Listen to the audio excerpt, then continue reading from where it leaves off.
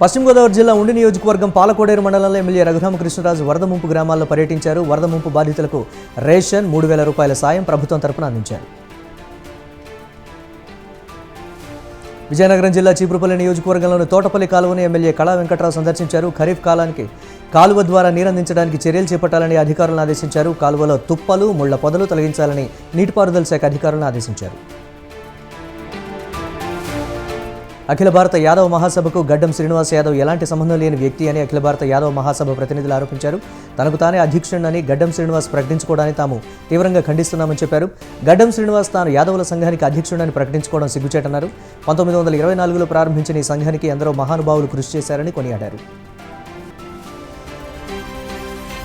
గుర్రపు స్వారీ చేస్తూ కిందపడి వ్యక్తి మృతి చెందిన ఘటన కర్నూలు జిల్లాలో జరిగింది. మద్దికేరకు చెందిన పృథ్వీరాజ్ రాయుడు బిఎన్పేట నుంచి గుర్రంపై వస్తున్నాడు. మార్గ మధ్యలో ఒక్కసారిగా అదుపు తప్పి కింద పడడంతో తీవ్ర గాయాలయ్యాయి.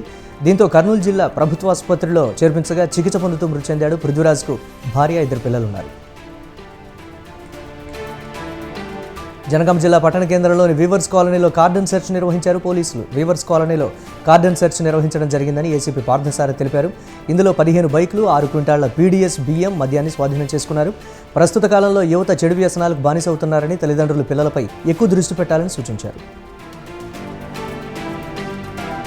కర్నూలు జిల్లా ఎమ్మిగనూరు మండలం రాళ్లదొడ్డి గ్రామంలో ఓ ఇంట్లో చోరీ చేయడానికి వచ్చిన దొంగకు గ్రామస్తులు దేహశుద్ధి చేశారు. ప్రస్తుతం వర్షాలు బాగా కురుస్తూ ఉండడంతో గ్రామంలో ఓ రైతు ఇంటికి తాళం వేసి పంట సాగు చేయడానికి కుటుంబ సభ్యులంతా వెళ్లారు. ఇదే అదునుగా భావించిన ఓ దొంగ ఇంటి తాళం పగులగొట్టే ప్రయత్నం చేయగా గమనించిన స్థానికులు దొంగకు దేహశుద్ధి చేశారు.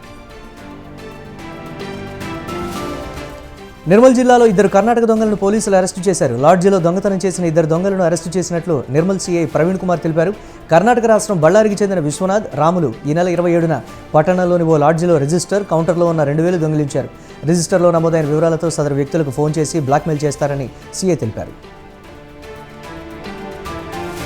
తిరుమల శ్రీవారిని మాజీ ప్రధాన కార్యదర్శి ఎల్వి సుబ్రహ్మణ్యం దర్శించుకున్నారు. ఆలయ అధికారులు ఆయనకు స్వాగతం పలికి దర్శన ఏర్పాట్లు చేశారు. దర్శనం తర్వాత ఆలయ అధికారులు తీర్థప్రసాదాలు అందజేయగా వేద పండితులు వేదాశీర్వాదం అందించారు. ప్రభుత్వం తరపున ధర్మ ప్రచారాలకు ప్రధానమైన వేదిక టీటీడీ అవ్వాలని తన తరపు నుంచి కోరుకుంటున్నారని అన్నారు.